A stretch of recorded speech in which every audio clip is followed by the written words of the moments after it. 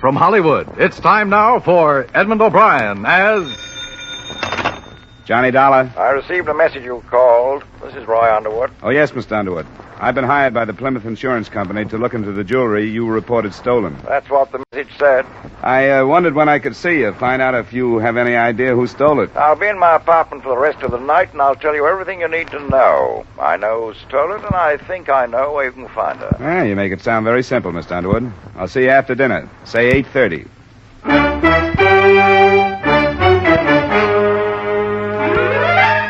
Edmund O'Brien in the transcribed adventure of the man with the action-packed expense account. America's fabulous freelance insurance investigator. Yours truly, Johnny Dollar.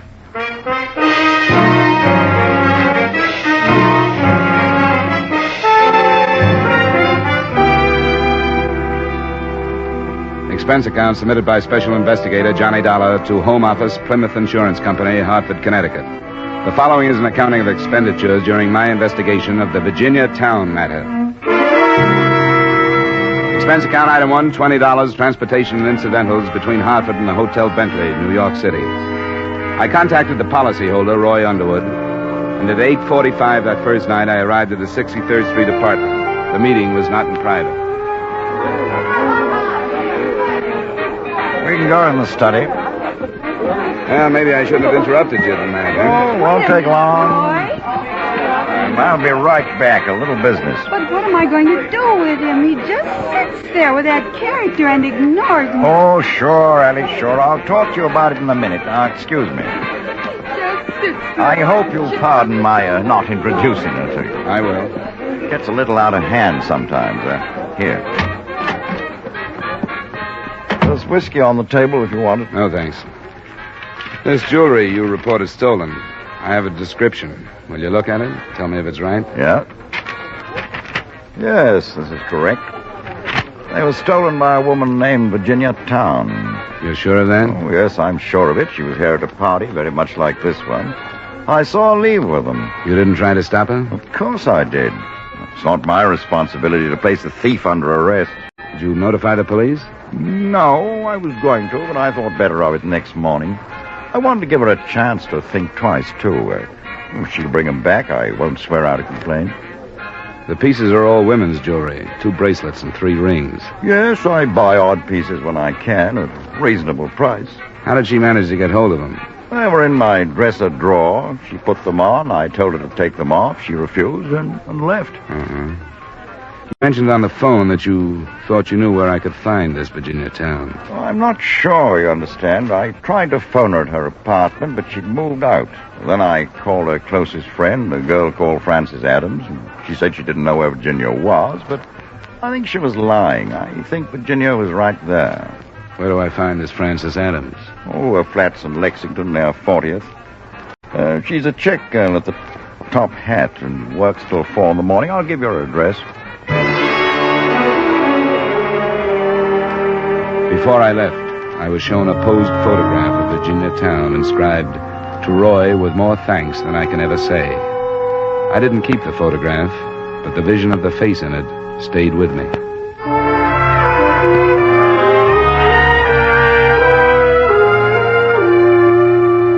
On Roy Underwood's hunch where Virginia Town might be, I cabbed to the address of a friend on Lexington.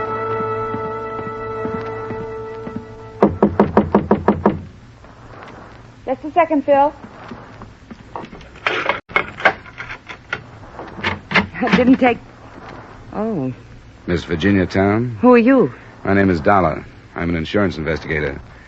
I'm here to talk to you about some jewelry owned by a Mr. Roy Underwood. What? May I come in, please? Yes. Roy sent you here? I'm working for the insurance company. Roy said he thought you might be found here. And he said the jewelry was his. That's right. He said you stole it. But that's not true. He gave it to me. One of the bracelets for Christmas last year, the other for my birthday, and the rings at other times. You have proof of that? Proof? He knows he gave them to me. I said proof. My instinct was that something like this might be the case. But the people who hired me can't consider the personal angles. I should have expected something like this. Underwood has proof of ownership. He insured the pieces to himself, and he undoubtedly has bills of sale. You'll have to give it all back, or he'll go to the police. I can't give it all back. I sold one of the bracelets.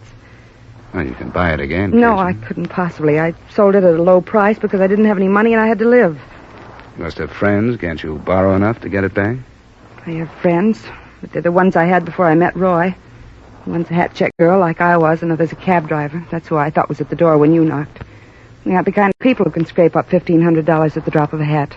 Is that what you need? At least that. Not much of a market for things like that bracelet. I had to take a cut price. That or wait months for a buyer. But I had a right to sell it. It was mine. I didn't steal it. He said you did. He said you took it and the rest of the stuff out of his dresser drawer. That's not true. There was a party going on? Yes. Did you go into his room? Yes, to tell him that I didn't want to see him anymore. He laughed at me and said I'd come back to him any time he wanted me to. I guess this is what he meant. If you were in there alone with him, it's his word against yours. As I said, he has proof of ownership. I'm afraid you're really in trouble. Unless I crawl back. That'll be Phil. Just a second, Phil. I don't know how he's going to take the news. There's nothing to do but tell him. Phil's last name was Kelly, and it matched his appearance. He was over 40, red hair beginning to gray. As he listened, his heavy, freckled hands started to clench and unclench, and the look in his eyes convinced me more than her words that Virginia Town was telling the truth. The rest of the story came out. Underwood had gotten her into a few chorus lines after he'd talked her out of a job in a nightclub. Not because she had any outstanding talent except beauty, but because of his influence. When he stopped using that to her advantage, there was no more work. I borrowed money from him till I finally got it through my empty head that the farther in debt I got, the more he enjoyed it. So I stopped it the only way I knew how. I told him it was finished, and it was. And she's no thief. She sold only what was hers. She didn't steal them gewgaws. It's not what I think, Kelly. It's what the police can pile up in the way of evidence. Well, then the truth of it is, I sold the bracelet. I stole it from her. I stole it from her, and that's why she can't give it back. Tell him that and see what he can pile up against me. Now, wait a minute, Kelly. Phil, now you're being ridiculous. No, I'm not. There's no reason to bother Mr. Dollar with all this. It's his job to return the jewelry if he can, and that's all. But you're not going to see Virginia arrested because of the personal feelings of this scum now, are you? No, I'm not, if I can help it. Well, it's better. What are you going to do, Mr. Dollar? Well, I'm going to give you some time to try to raise some money. I'm overstepping my bounds, but I think you deserve a break. I'll stall Underwood for 2 days. Tell him I haven't found you. That's tomorrow and the next day. That's the best I can do. That'll be time enough. And I'll deliver his blasted gewgaws myself, with a slug in the teeth to boot. I don't know how to thank you, Mr. Dollar. Forget it. I'll check back with you tomorrow.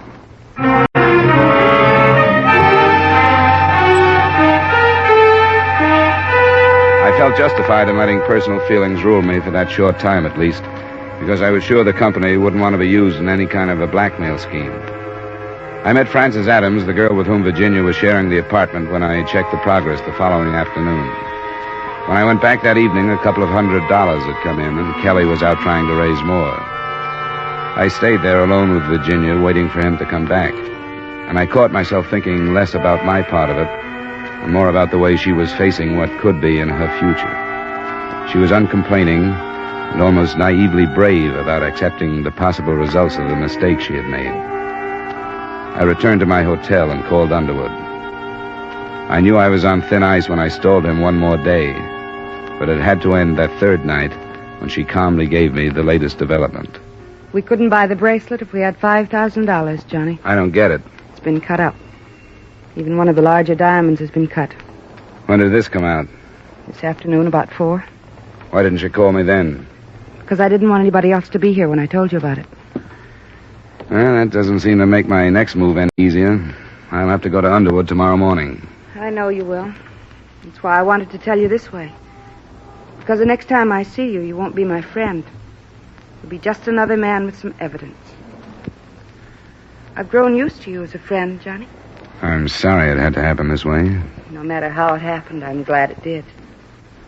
You think we could forget all of it? I wish you'd take me someplace. We can try.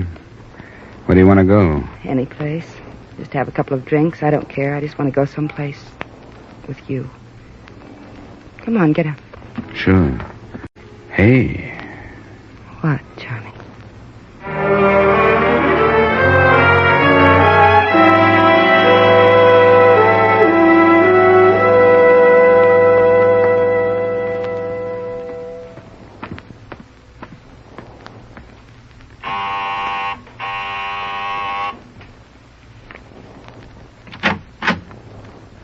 Underwood. Come in. What was this nonsense you were talking on the phone? That you thought the insurance company would be willing not to prosecute if the loss was made up? Who's going to make up the loss? Forget it, Underwood. Do you think that's any way to stop crime? I said forget it. I certainly intend to. I've got your stuff. I was willing to show some leniency if everything was returned, but I'd be a The fool. missing piece is listed as worth $2,400. If you'll sign this claim, I'll turn it into the company. Here's my pen. Thank you. Can't afford to be taken advantage of by every beautiful young thing that happens along. Here you are. Thanks. I want to thank you for what you've done. It's nothing but a job, Underwood. Nothing but a job.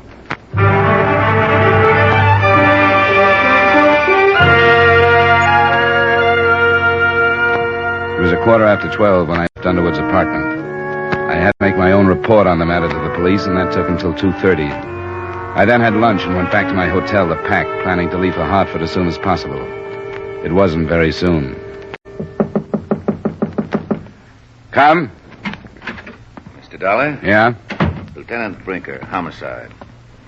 What's up, Lieutenant? You made a report earlier this afternoon on some jewelry owned by one Roy Underwood that had been stolen and then partially returned. I did.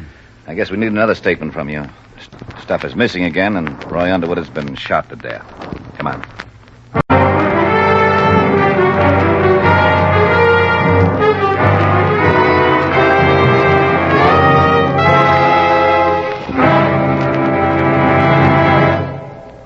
We will return you to the second act of yours truly, Johnny Dollar, in just a moment. Gay, tuneful, funny, and laden with loot. It's the hour-long Sing It Again, which comes to you every Saturday on most of these same CBS stations. Jan Murray makes for the laughs and buzzes listeners from coast to coast, asking the solution to the Phantom Voice mystery, offering $1,000 in cash, if you get it right. Be listening for Jan Murray and Sing It Again later tonight on CBS. Now, with our star Edmund O'Brien, we return you to the second act of yours truly, Johnny Dollar.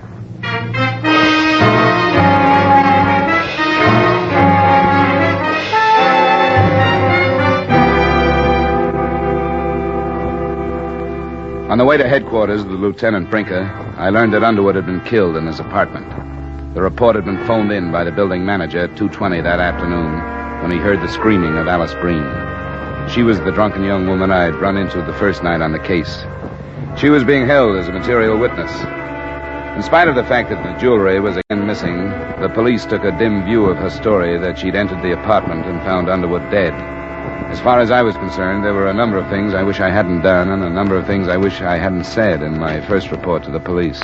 Now, you stated that after 3 days of searching, you found the suspect in the original theft this morning, recovered the stolen property, minus one item, and returned it to the owner.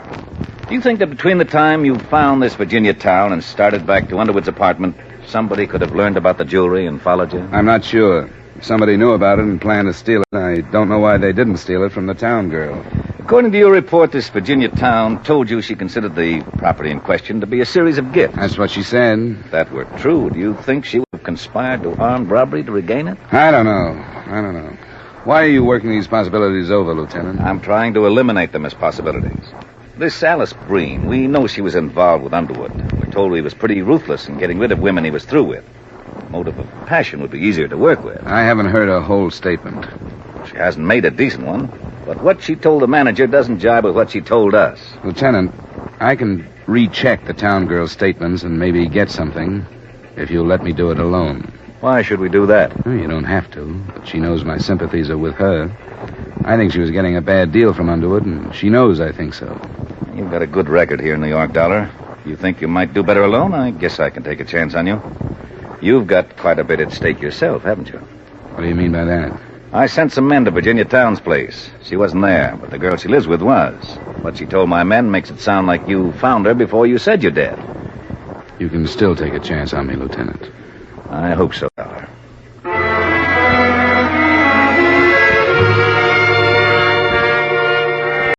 By the time I got to the Lexington Avenue apartment, the roommate, Francis Adams, was gone, too. But through his cab company, I did locate Phil Kelly. I swear I didn't even know about it. I was brought up to mourn the dead, but if you'll excuse me, I can't bring myself to it this time. Well, that's hardly the point. Where's Virginia? I don't know. Where's Francis Adams? I don't know that either. This is a work day. I've been on the go since morning. Where would Virginia go? You must have an idea. From what I've seen, I wouldn't be at all surprised if she wasn't looking as hard for you as you are for her. Have you thought of that? Why would she do that? You don't know? Well, come.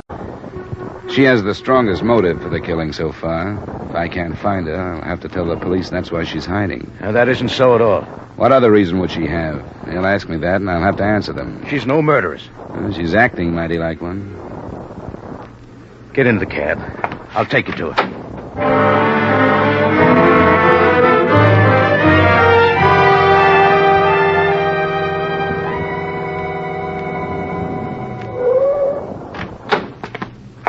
That's the door there. I won't go in with you if you don't mind. I don't know she's there. She's there. Okay. I've got a check on you, Kelly.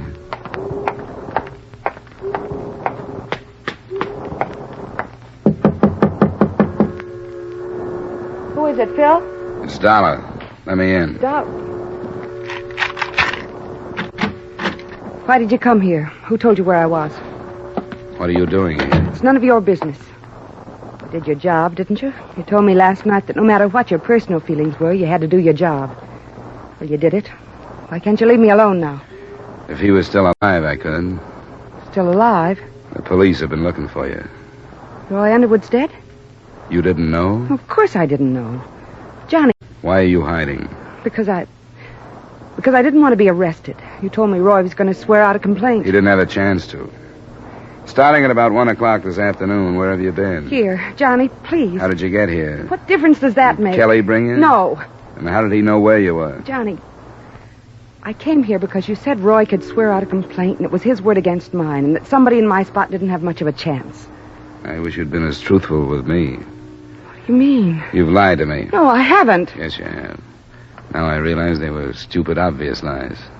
And I believed them because I wanted to believe them. Johnny. You told me Underwood gave you those things as presents. Christmas, birthdays, and so on. It's true. The police have learned that he bought all of the pieces on the same day at an auction. Year before last. I didn't know that. I don't care when he bought them. He gave them to me. You didn't tell me until last night that the bracelet you sold had been cut up. The police learned that the jeweler who bought it told you he was going to cut it up. All right, I did lie. You offered me 2 days to try and think of something to do. I gave you 3, and I'm in trouble because of them. Is that all they mean? Yeah. Now that's all they mean. Johnny, how can you say that? Because your lies have made you a lot less beautiful than I thought you were. Johnny. I have to clear myself with the police. Not only about robbery, but about murder now. The only way I can do that is to take you in. Let you clear up your lies, if you can. I'm sorry, Johnny, About what? that it had to be this way. I'm sorry. If you're ready to go, there's a cab waiting.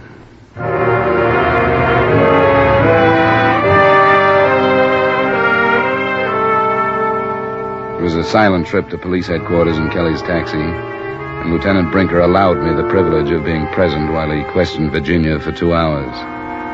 When it was finished, Alice Breen, the material witness, was released, and I walked out of the building into a murky New York evening. Mr. Dollar. You still here, Kelly? Where else would I be? You want to drive me back to my hotel? Sure, get in. When's she coming out? I don't think she is, Kelly. Why not? Well, they're building up quite a case against her. What about? Not killing that scum. Yeah. She didn't do it, and you know it. I don't know, Kelly. Well, I do. I know where she came from, and I know what she is. She had nothing for so long that when that Underwood gave her his line and made his rotten promises, she thought it was heaven opening up to her.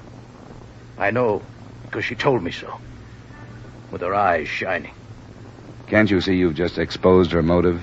She had nothing when he found her, and he was going to send her back with less. A prison term. She didn't kill him. Why do you keep saying that, Kelly? Because I killed him. The motive you've given her was mine. Do you think I'd stand by and let him send her to prison? Do you think I'd do that? Knowing her since she was a baby? And a mother and father before. Kelly, do you know where the jewelry is? Yes, I know. Where is it? I'll tell you in good time. I want you to take me in there now. The police have the jewelry, Kelly. They're lying to me. She told them where she'd taken it after she killed him. And they found it there. Maybe I'd better get another cab, huh?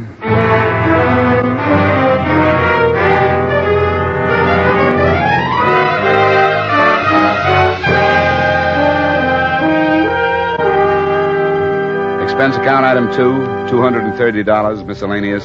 Item 3, same as item 1, transportation back to Hartford.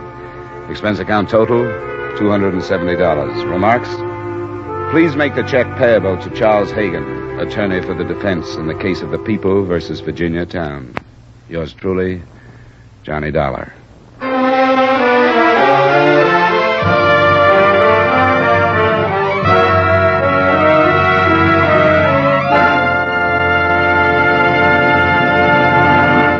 Yours truly, Johnny Dollar, stars Edmund O'Brien in the title role and is written by Gil Dodd with music by Wilbur Hatch.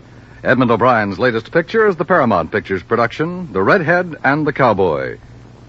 Featured in tonight's cast were Ramsey Hill, Gene Wood, Virginia Gregg, Jack Moyles, and Ed Begley. Yours truly, Johnny Dollar, was transcribed in Hollywood by Jaime Del Valle.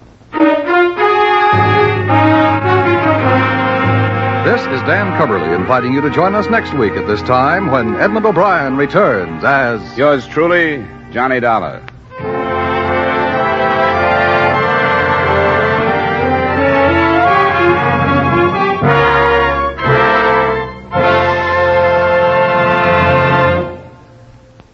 If words alone could stem the tide of rampaging communism, it'd be fine, for talk is cheap.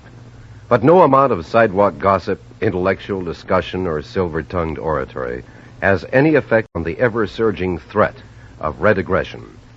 But there are things a communist does respect. He respects atom bombs. He respects wide-winged, globe-circling bombers. He respects steel-girded ships of the line. He respects well-conditioned, well-equipped fighting men. Yes, this makes sense to him. So, let's make him respect us by providing these things in great numbers. To do this takes money, and we can help provide that money by buying United States defense bonds. The month of May has been proclaimed Defense Bond Month, and every American citizen is being asked to get on the bond wagon. Sign up for the regular purchase of bonds at your bank or place of employment. If you're already doing that, try to buy an extra bond. This has to be, for remember, only talk is cheap. Just 10 years ago this month, our government started the sale of savings bonds. A few short months later, these same bonds were known as war bonds. Today, with the world suspended in a state of raw nerve existence, we are asked to buy defense bonds. Let's buy them all we can and now. Help provide the weapons of defense and security so that in a few short months they will still be known as defense bonds, not war bonds.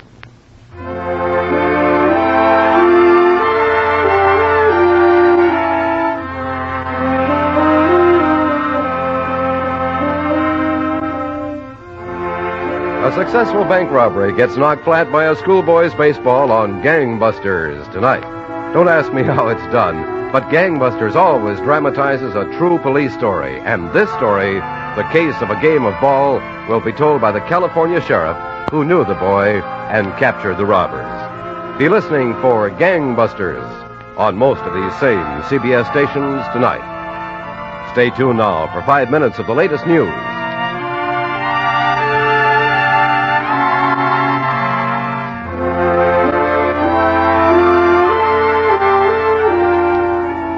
This is CBS, where you laugh at Jack Benny every Sunday night, the Columbia Broadcasting System.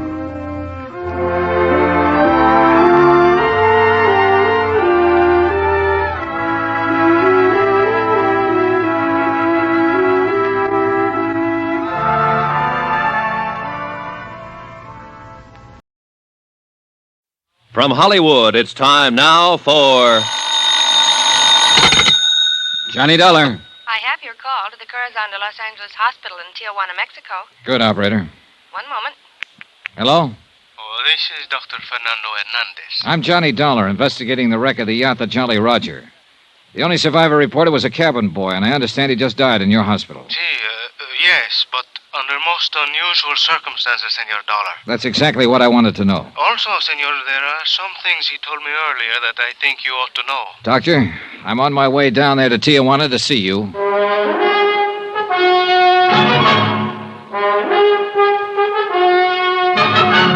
Tonight and every weekday night, Bob Bailey in the transcribed adventures of the man with the action-packed expense account, America's fabulous freelance insurance investigator. Yours truly, Johnny Dollar.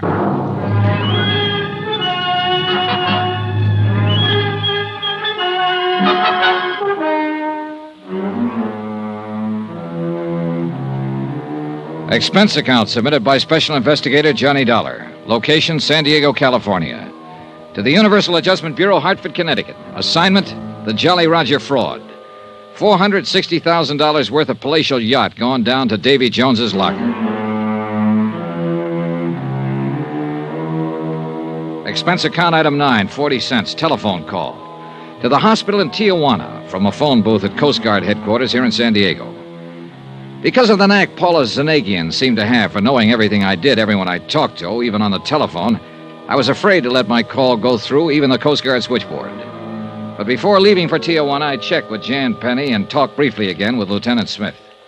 You mean you think Zanagian had somebody put that cabin boy out of the way before you could talk with him, Dollar? The doctor only said that he died under unusual circumstances. But yes, that's exactly what I think. What's more important right now is that apparently the lad told the doctor a thing or two before he died. So I'm going on down there. You want to use my car? Well, Zanagian seemed to know I was going to use it before. He'll probably expect me to use it now. So you better give me a rental car. Have it delivered to my hotel service entrance under your name. Okay. Zanagian made no bones about it when I talked to him. He's having me tailed. And he'll probably try to do the same thing to me that he did to Bert Parker, once he's sure I'm trying to block his $460,000 claim. Dollar. But me, I aim to stay alive. Until I can not only prove his claim of fraud, but see him sent up for murdering Parker and the lads who went down with the Jolly Roger. Dollar, why don't you get the police in on this with you? If your life's in danger... I want to do it alone. Hey, one more thing. Yeah? You're sure that Zanagian needed money? I thought from all I've ever heard that international racketeer was loaded. According to the papers, both Holland and Switzerland locked up his bank accounts just within the last week or so. That's why he needs a pot full of cash to get over there. That's why he sank his ship, so he could collect from your insurance company. Accident. Some mechanical failure. Is that what he said? Uh-huh. Something to do with the electrical system, to use his own words. But if the cabin boy was the only survivor of the explosion, and he didn't talk to anybody... Except this Dr. Hernandez I'm going to see. Right, then how could Zanagian know what made his yacht burn and sink? What's your guess?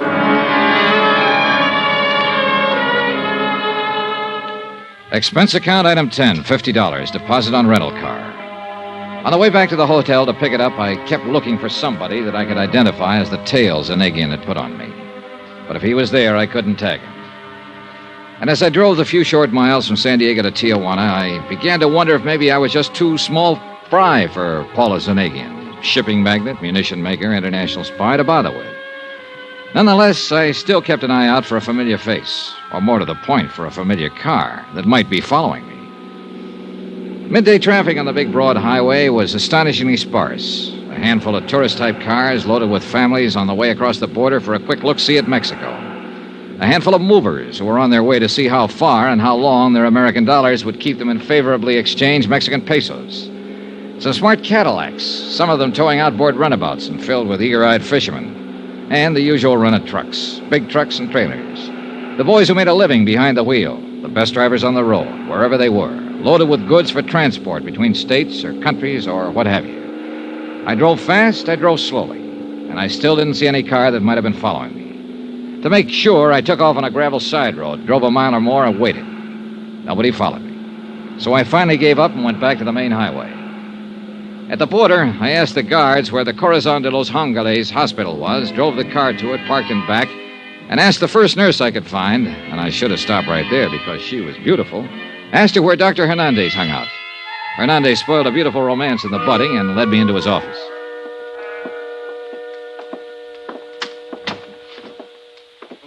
Please do. Sit down, Senor Dollar. Thanks, Dr. Hernandez. I'm so glad you've come. We here at the hospital, I must confess, were somewhat concerned when the fishermen brought in the poor young cabin boy who survived the wreck of the... what was his name? The Jolly Roger. Yeah, that's right. Zanagian couldn't have picked a better one. So? Jolly Roger's the name of the flag that pirate ships used to fly, skull and crossbones. I suppose you know. See, I know. He was a glorified pirate preying on the whole world. I'm a student of history, senor, modern as well as ancient. In his small, selfish way, I realize that Paulus Zanagian has looted the whole world.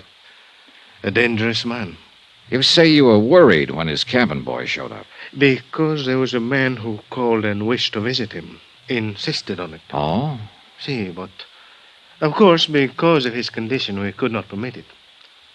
The explosion of the ship had done a great deal of damage to his small body. When he was brought in here, I could see that immediate surgery was necessary to save his life. Well, go on, Doctor. So I operated. And as I did so, realized that divine providence would permit me to save the life of this poor unfortunate. My operation was a success. But you told me over the phone that he died.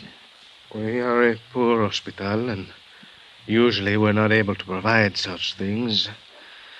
But I appointed a special nurse to look after Doctor, him I'm while sorry. I ordered that man who would not give his name but who insisted on seeing him be kept away. Doctor, you said... However, 2 hours ago, the nurse left him only for a brief moment and only to inform me of the remarkable improvement he'd made. Look, and Doctor... when I entered his room, he was dead. Look, Doctor, I'm sorry if you lost your patient, of course, but you told me over the phone that there was something unusual about his death.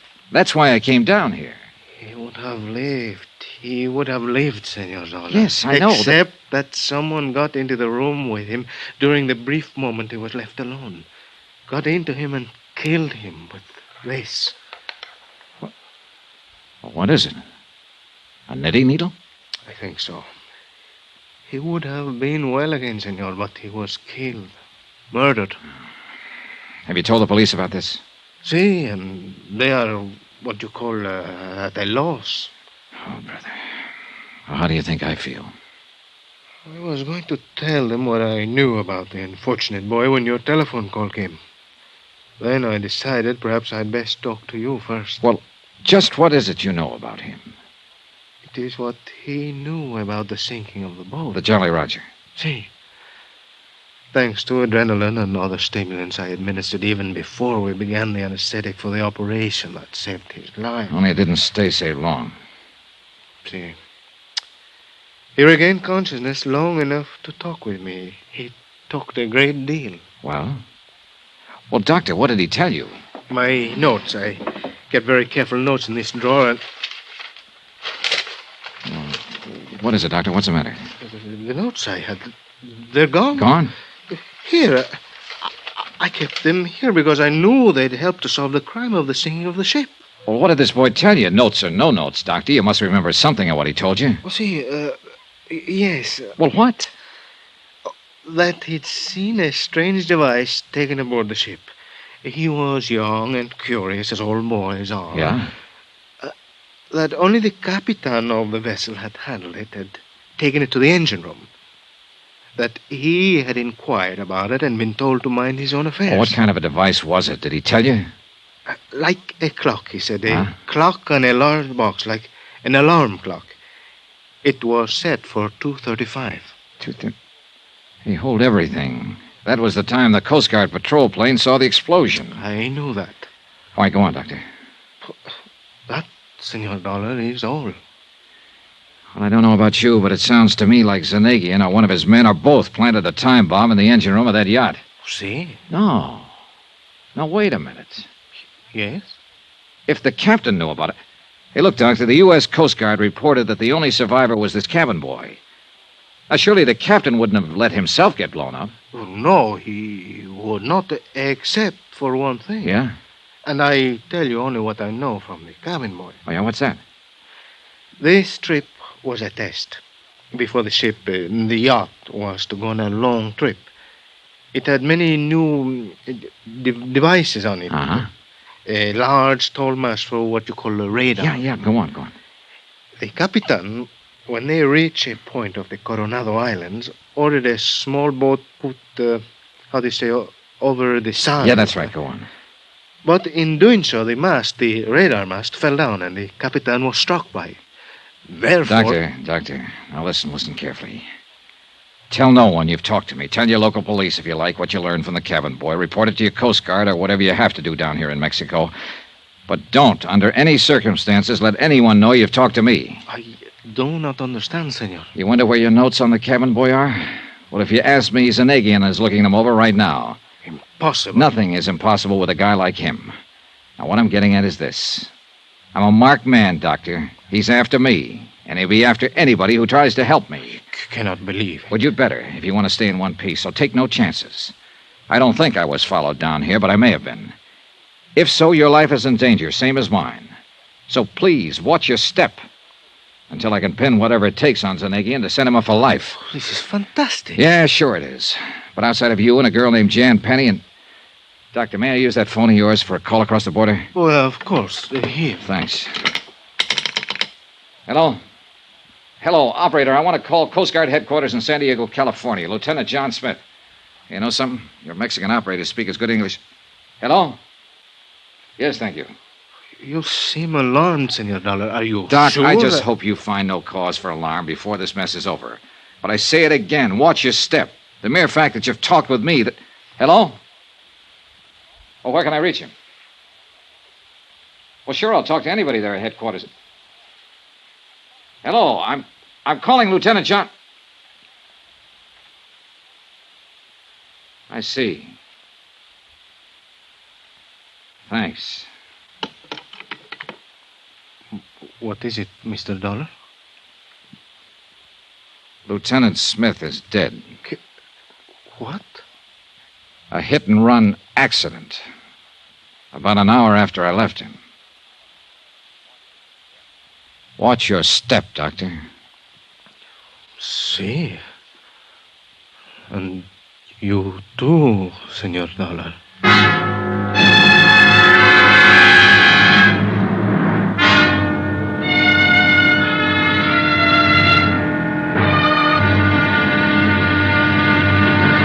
Now, here's our star to tell you about tomorrow's intriguing episode of this week's story. Tomorrow, some real help from two close friends. You know, close enough to kill.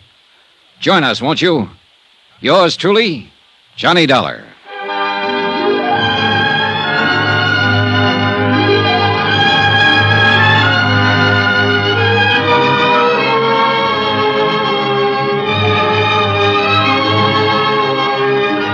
Yours truly, Johnny Dollar, starring Bob Bailey, is transcribed in Hollywood. It is produced and directed by Jack Johnstone, who also wrote tonight's story. Be sure to join us tomorrow night, same time and station, for the next exciting episode of Yours truly, Johnny Dollar. Roy Rowan speaking.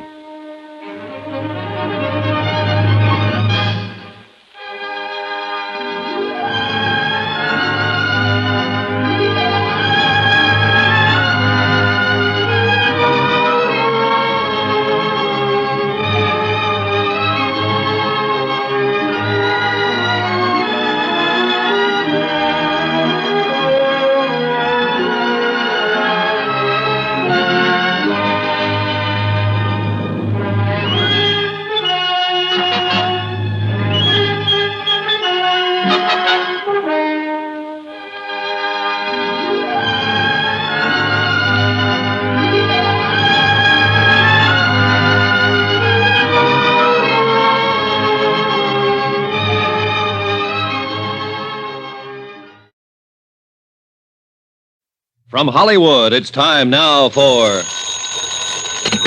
Johnny Dollar. Dan Mapes, New York Police Department, Mr. Dollar. Oh, hi. I just went over your statement to the officers who went to the scene of the shooting. Pretty rough business. Yeah. How's the girl? She hasn't regained consciousness. We've got to get on with this, Dollar. There's some questions I want to ask you. Sure, glad to do what I can. Where can I meet you? What's the matter with right here at headquarters? Okay, say in about an hour. Make it a half an hour. I said I want to get on with the case.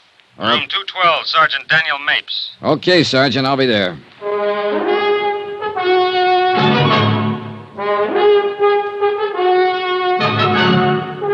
Tonight and every weekday night, Bob Bailey in the transcribed adventures of the man with the action-packed expense account, America's fabulous freelance insurance investigator. Yours truly, Johnny Dollar.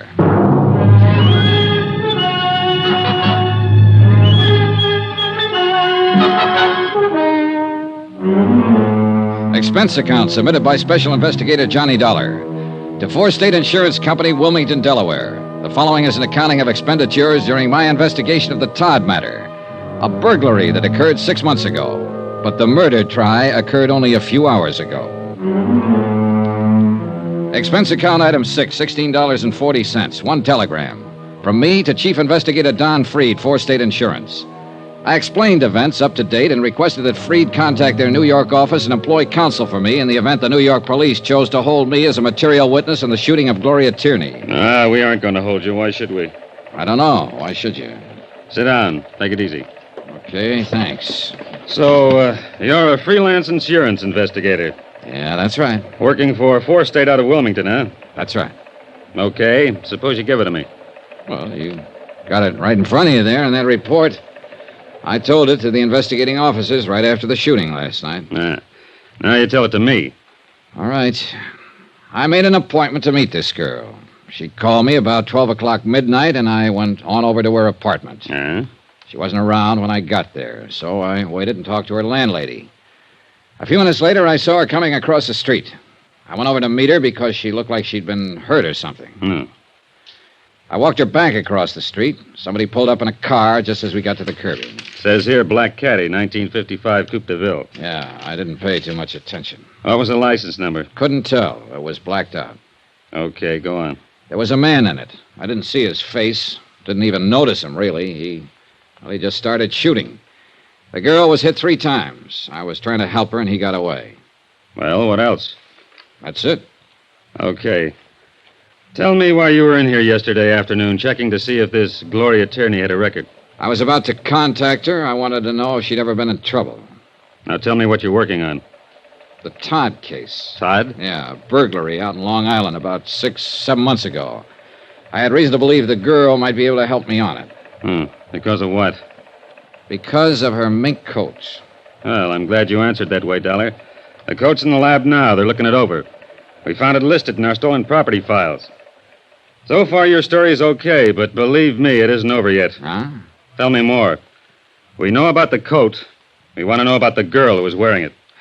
Sorry, I can't help you. We didn't have her prints on file here, but we sent them off to Washington. She's still unconscious. She's in pretty bad shape.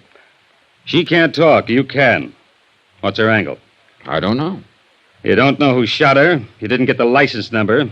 You just stood there and let it happen. All you were interested in was your mink coat. Look, Is that what you're trying to tell me? I might be through trying to tell you anything, pal. Don't get smarty pants with me, Dollar. I got myself a shooting to straighten out. I'll straighten it out any way I can. What else did she have from the Todd business? You tell me. Nothing. A small diamond ring on a little finger. It's not on the stolen property list. Tell me, Dollar, did your insurance company pay off this claim? Yes, the whole thing. About $75,000. $75,000? That's right. Well, at least you got the coat back.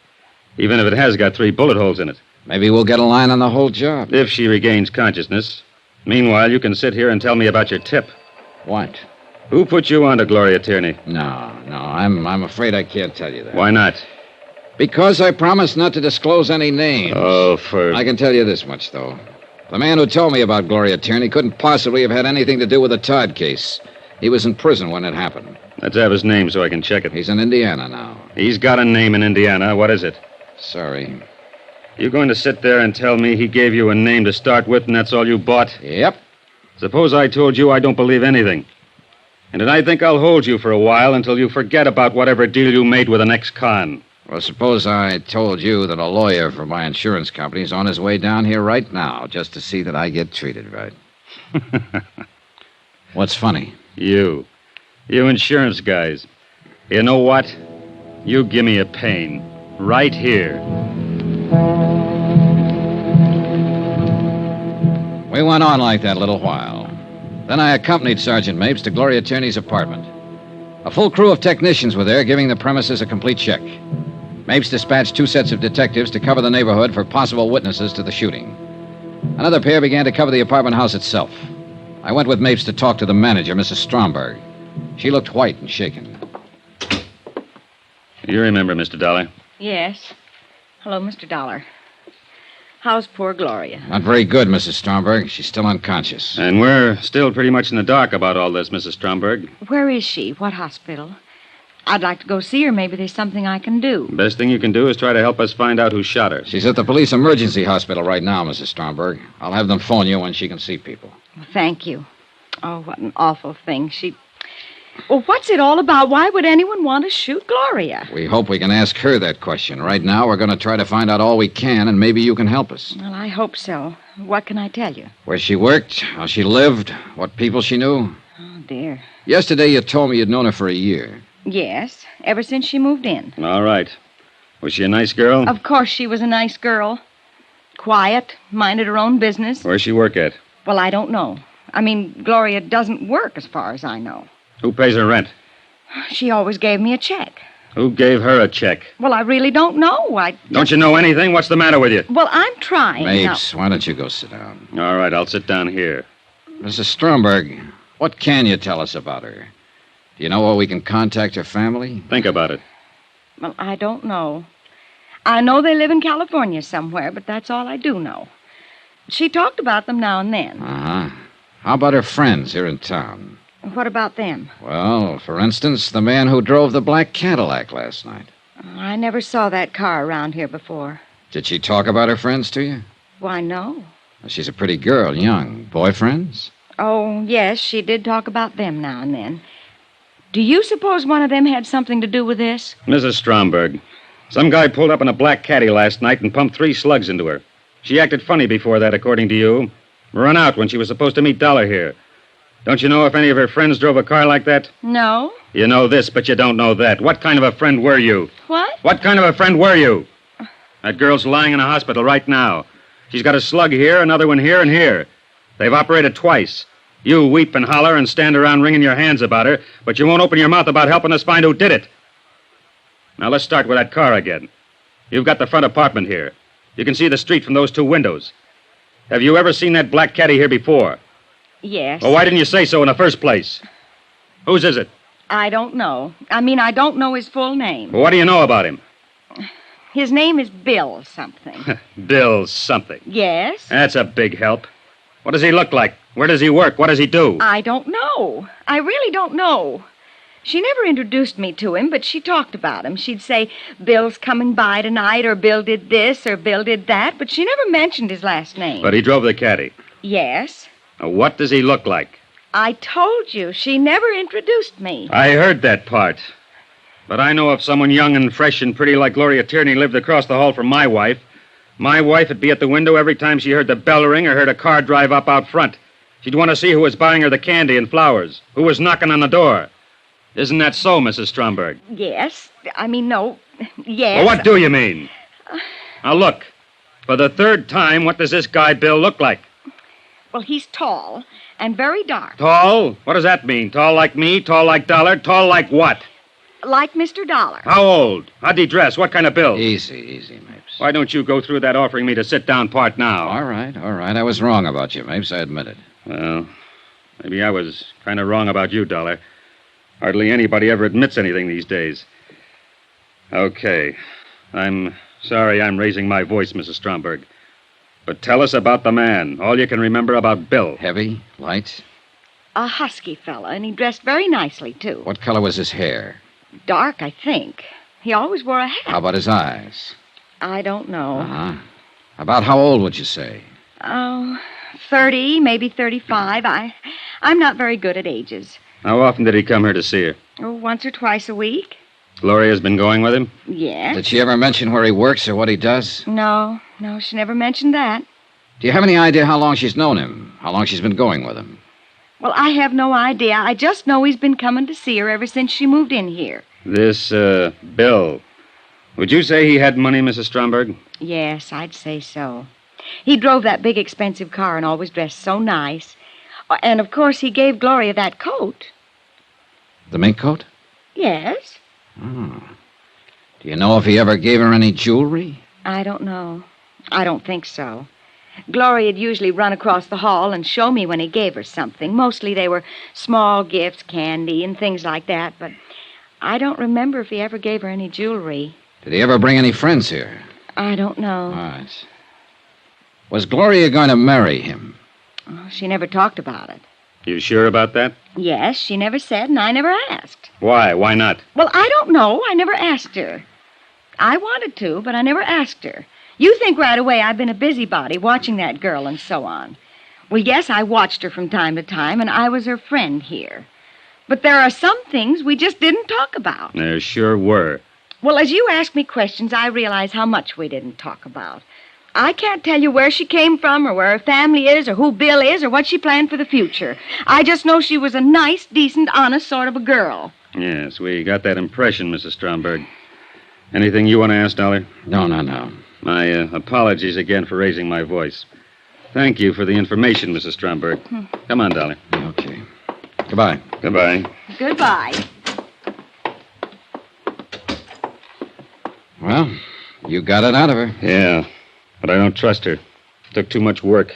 Are you really as tough as you look? Sure. You're a good cop, Mapes. Thanks. I like to have somebody mention that every 5 years. Well, better get out this guy's description. Yeah. There's a hall phone right there. Uh-huh.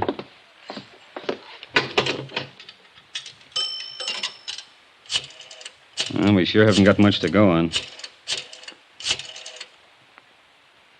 Communications, please. Yes, Dan Mapes.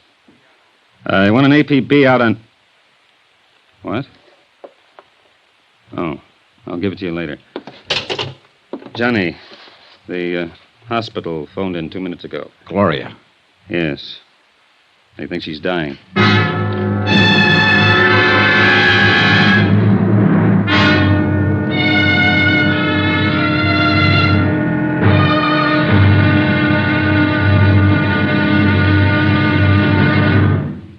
There'll be another intriguing episode in our story of the Todd matter tomorrow. Tomorrow, I take some lessons from a good policeman on how to find out what has to be found out. Join us, won't you? Yours truly, Johnny Dollar.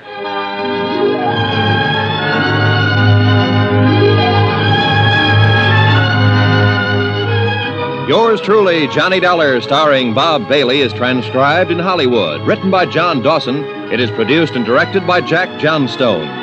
Be sure and join us tomorrow night, same time and station, for the next exciting episode of Yours truly, Johnny Dollar. Roy Rowan speaking.